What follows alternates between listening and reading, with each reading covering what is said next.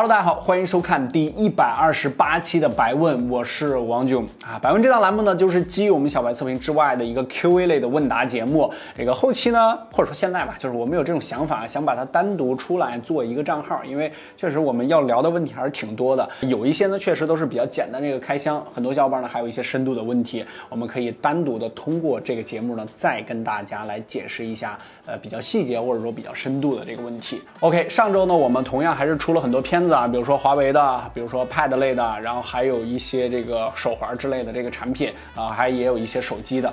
咱们来看一看第128期有哪些小伙伴都上电视了，都提了什么问题。干货多，屁话少，马上开始。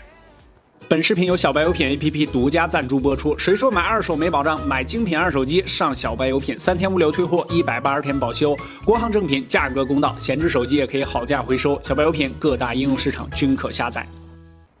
第一个问题是来自白问微信公众号的这个小伙伴叫龙龙啊，他提了一个非常好的一个问题。他说，举个例子啊，不管是4800万还是1亿像素，默认拍出来的都是1200万。虽然可以用专业模式拍出4800万，但是我老觉得专业模式下的4800万拍出来的整体观感没有默认的1200万好呢。不是放大的，是整体来看，这是算法问题吗？还是说超高像素真的没有用？这个难道像苹果一样一直用1200万才是对的吗？求解答。这个问题确实有很多小伙伴不解，但是之前我们也确实回答过几次了啊，在各个平台。首先呢，要跟你说的就是4合1像素的1200万为啥观感更好一些？第一个点，4200万4合1呢，就是1200万像素，这样的话呢，它的单个像素的进光量就变多了。它整体画面呢会更加亮丽的一些，而且噪点也会更少一些，画面更加纯净。第二个就是4合1之后呢，这个1200万像素呢，像素点更少，这个 CPU 呢，它的运算压力要更加小一些，这个是非常非常重要的，因为大家想要得到的拍照体验就是摁一下砰，然后这个样张就拍好了啊，再一下砰，马上又拍好了，是吧？你可以支出4800、6400或者1亿，但是目前的运算压力确实要更大一些，而且整个软件调优上面1200万的算法也要更加的成熟，拍出来它确实就是更好看一些。还有你说的是超高像素真的没用吗？这是绝对有用的，因为它提高的是照片的解析力、精细度，而且确实有很多专业用户啊，他需要直出高像素的照片来进行后期导到电脑上，再进行精细的调节，或者说在手机上自己进行调节，这个都是有用的啊。好，下一个是来自微博的小伙伴，叫4月的风7月的海啊，这名字。小白现在想要一个平板啊，但是不知道买什么，主要是看网课、看视频，这个不用笔记本记笔记啊，主要是希望续航时间长一点，有什么推荐的吗？价格在2000元到3000元左右。我先问大家一个问题啊，就是有平板的用户啊，你们的平板现在主要的作用是什么？大家可以走一遍弹幕。最近发布呢，还有就是我们体验了，就是这个华为的 MatePad 的10.8，其实它就是 M6 的换代版啊，你可以管它叫这个 M7 也可以啊，只是名字改了一下。然后性价比呢，确实还是挺高的啊，这个2399元起售，然后配置方面也挺强的，这个990括弧不是5G 啊，然后7500毫安时的电池，然后还有就是 2K 的屏幕，但是它 PPI 稍微低一些，280的 PPI， 照这个视网膜的326呢还差一些，但是对于这么大的一块屏幕来说，我日常感觉的这个观感啊还可以，还行啊，大概就是还可以啊，我们也体验了一段时间了。然后还有就是 iOS 这边呢，就是这个 iPad 2019了，就是去年的那一款啊，它目前的售价呢是2349，真的是挺便宜的一个价格了啊。但是它的处理器呢相对要弱一些，是 A10 的处理器，是10.2寸，尺寸上也都差不多。如果你需要小尺寸的话呢，我个人其实是最推荐的，那就是 iPad mini 5，真的是一个非常不错的选择。7.9寸 A12 的处理器，性能非常顶，而且也非常便携，这个就看你自己的需求了，是吧？7.9寸，日常你真的就是后面你完全不用它学习，不用它什么看网课了，你就让它打游戏，也是一个挺爽的一个尺寸。好，下一个是来自白问微信公号的小伙伴小桃可儿，这个小白老师能推荐一款2000多的手机吗？主要关心的是相机及屏幕，谢谢。录制这期视频的时候呢是7月30号，小米呢其实马上要开一场发布会了，也就是它10周年的这场发布会，还是非常非常重要的啊。我建议呢是可以等一下 Redmi K30 的那个超大杯，然后它的配置方面呢，其实都已经爆出来了，天玑1000 Plus， 然后加上120赫兹的这个高刷屏，弥补了之前 K30 Pro 60赫兹屏幕的那个短板。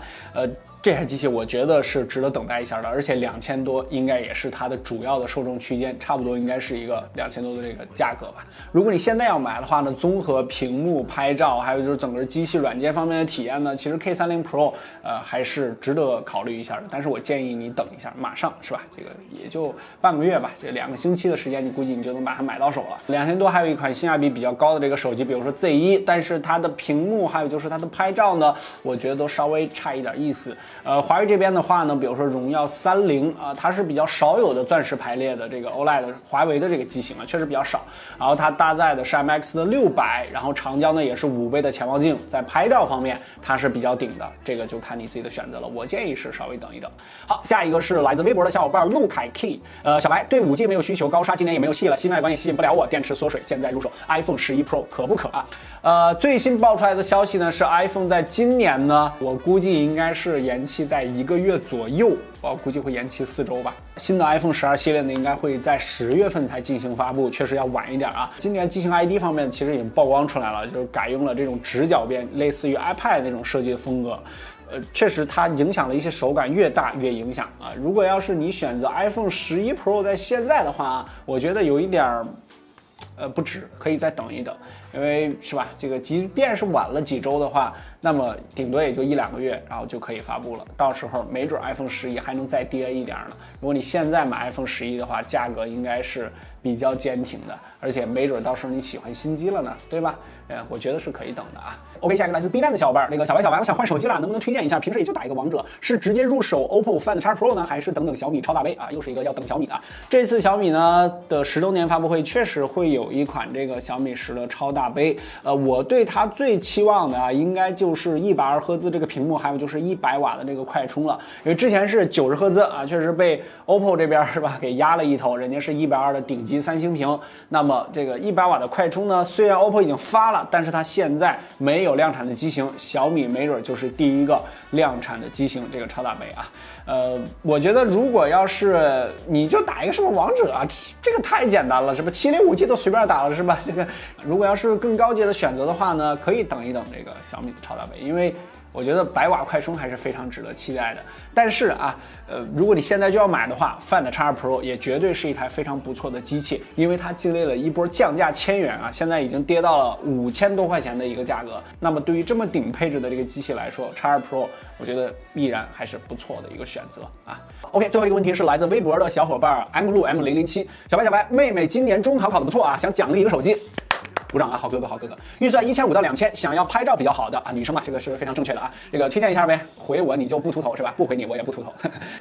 这个问题啊问的还是比较难的，因为2000档位呢，我说实话，确实没有什么拍照特别出挑的手机。虽然说有很多机型它们的性价比都非常不错，但是那个是综合性价比，它如果单独把拍照踢出来的话，这个确实没有那么好啊。这个因为在这个级别的这个机器，大家阉割的拍照是比较多的。在这里呢，我可以推荐一个之前在年初发布的一个机器，就是这个荣耀的30S，这个是6400万的一个主摄，然后800万的广角，800万的长焦，支持20倍的数码变焦以及200万的微距镜头。其实这4颗摄像头呢，相对来说吧，没有那么凑数啊。这个我觉得还行，我们日常体验也还不错。然后前摄呢是1600万，它的处理器呢是这个820的处理器，王者吃鸡肯定都是没有什么问题的。而且它目前的价格相对来说比较合理，如果现在要买的话，其实30S 在拍照方面其实还行啊。还有就是多一点预算的话呢，比如说2199的荣耀 X10，还有就是2299的 Redmi 10X Pro 啊，这2个也都不错，但是价格要稍微的贵一些。OK 啊，这个就是我们第128期百问上期的重要小伙伴，就是他，赶紧私信我们的小编领取奖品。还是老规矩啊，这个关注我们的百问微信公众号，每天下午4点有小姐姐专门给你讲一个有趣有料的科技小视频。然后你也可以回复问题到我们的公众号，下期你就可以上电视了。你还可以回复干货多屁话少，参与我们每周的活动。我们每周将会送出一份小礼品，比如说什么蓝牙耳机啊、无线充电宝啊之类的这种东西。回复干货多屁话少，关注公众号就可以了。干货多屁话少，百问我们第129期再见，拜拜。用不了多长时间，我们百问就要独立了啊。